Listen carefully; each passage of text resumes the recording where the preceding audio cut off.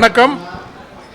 தமிழர் தொழில் வணிக வேளாண் பெருமன்றம் நடத்துகின்ற உலகத் தமிழர் தொழில் வணிக மாநாடு இன்றும் நாளையும் ஹில்டன் விடுதியில் நடைபெற்று கொண்டிருக்கிறது.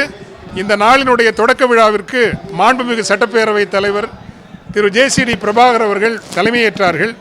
அந்த அவையில் தமிழக அரசிற்கு இந்த மாநாடு 10 கோரிக்கைகளை வைத்திருக்கிறது. முக்கியமாக அரசு சார்ந்த அனைத்து துறைகளுக்கும் வாங்கப்படுகின்ற பொருட்கள் 70% தமிழகத்தினுடைய சிறு குறு தொழில் முனைவோரிடமிருந்து வாங்கப்பட வேண்டும். வெளிநாட்டு நிறுவனங்கள் இங்கு தொழில் தொடங்க வருகின்ற பொழுது ஒரு முக்கிய நிபந்தனையாக இந்த வெண்டாஸ் ஒரு பெரிய நிறுவனம் 100க்கு மேலான சிறு குறு மைக்ரோ அண்ட் ஸ்மால் இண்டஸ்ட்ரீஸுக்கு சப்போர்ட் பண்ண முடியும். ஆனால் அந்த வெண்டாஸுக்கு நம்ம ஊரில் உள்ள தமிழ் சார்ந்த ஸ்மால் மீடியம் என்டர்பிரைஸஸுக்கு சப்போர்ட் பண்ணுங்கிறத ஒரு வெளிநாட்டு நிறுவனங்கள் வருகிற போது நிபந்தனையாகவே வைக்க வேண்டும் அப்படின்னு நம்ம இதில் கேட்டிருக்கிறோம். இன்னொன்று, இந்தியா ஃப்ரீ ட்ரேட் அக்ரிமெண்ட் நிறைய நாடுகளோடு செய்திருக்குது.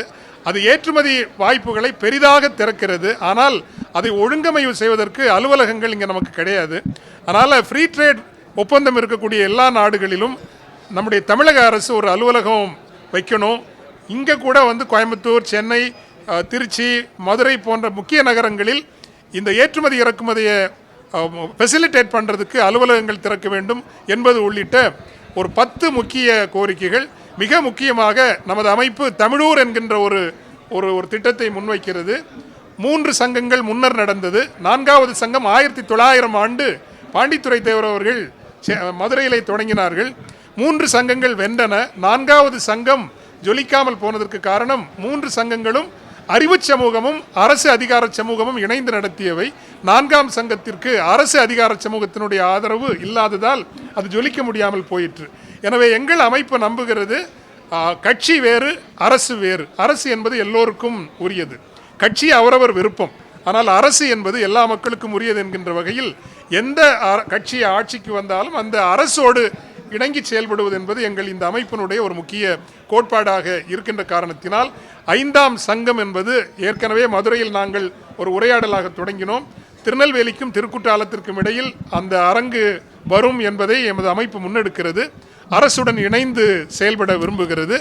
இன்னொன்று, வேலையில்லா திண்டாட்டத்தை போக்க வேண்டுமென்றால் சிறு குறு தொழில்கள் ஊக்குவிக்கப்பட வேண்டும் என்பதோடு ஒரு 30% இளைஞர்களாவது நிலம் சார்ந்த வேளாண்மை சார்ந்த பொருளாதாரத்திற்கு வந்தால் மட்டும்தான் வேலையில்லா திண்டாட்டத்திற்கு சில ஆக்கப்பூர்வமான ஒரு வழிகளை நாம் தேட முடியும் என்கின்ற வகையில் மெத்த படிப்போம், ஆனால் நிலத்தோடும் வாழ வருவோம்.